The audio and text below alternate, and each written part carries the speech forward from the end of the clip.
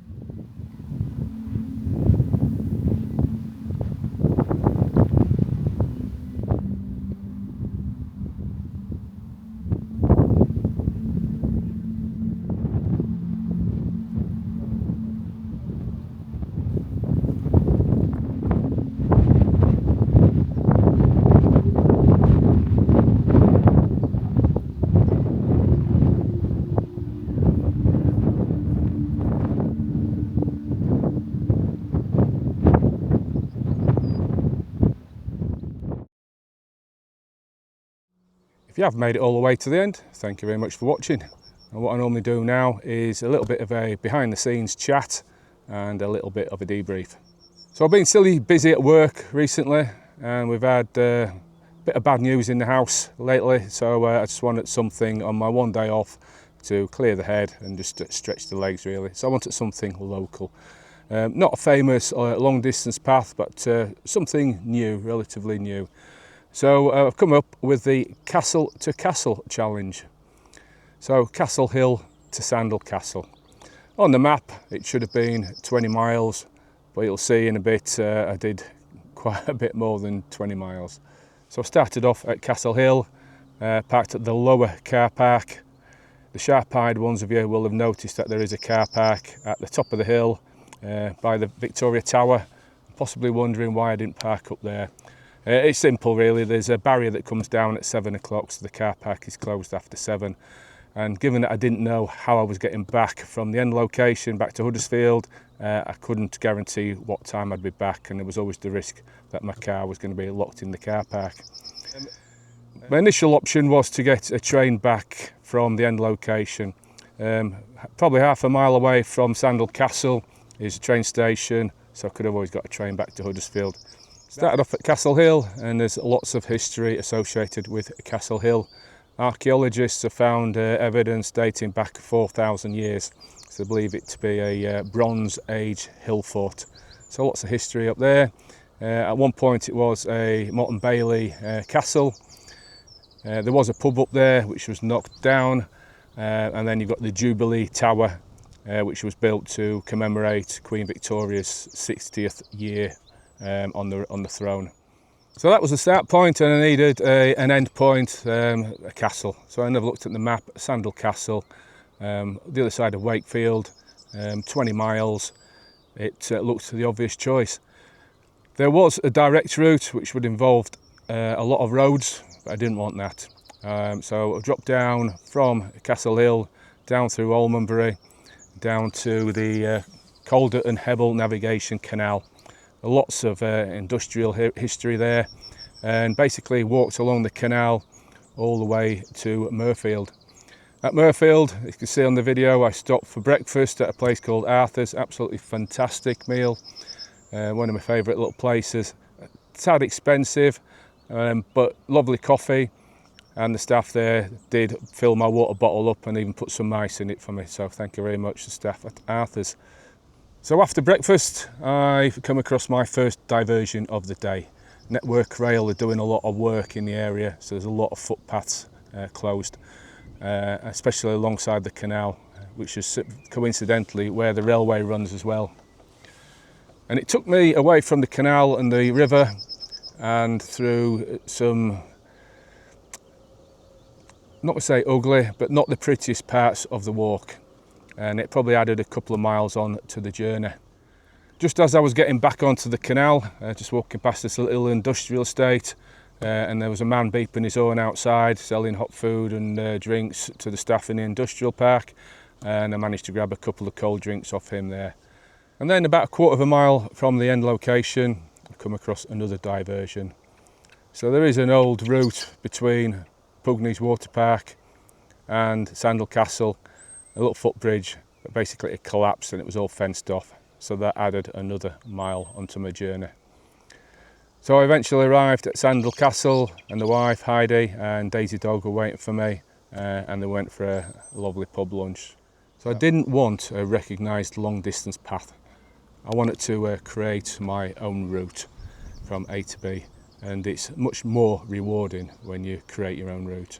So although most of the walk was alongside canals and rivers, you weren't too far away from residential areas, and it was always there in the background. You might have the birds singing away in the foreground, but in the distance you could hear sirens, railways, cars reversing, horns beeping.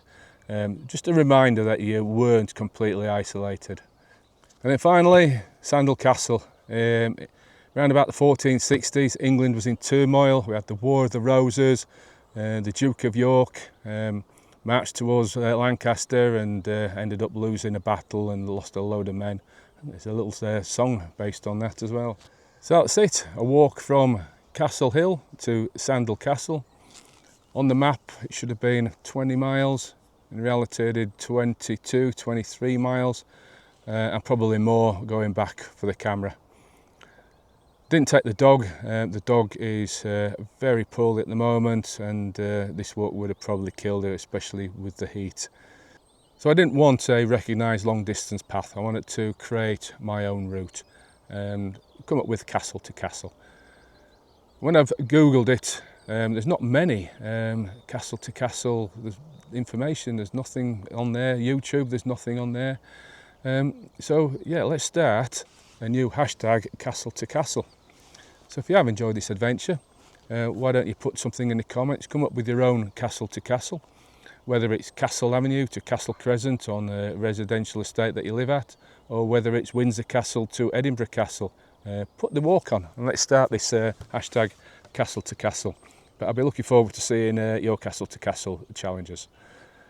If you have enjoyed the video, don't forget to give us a like and subscribe, that would definitely help the channel. And until next time, that's me signing off, and thanks for watching.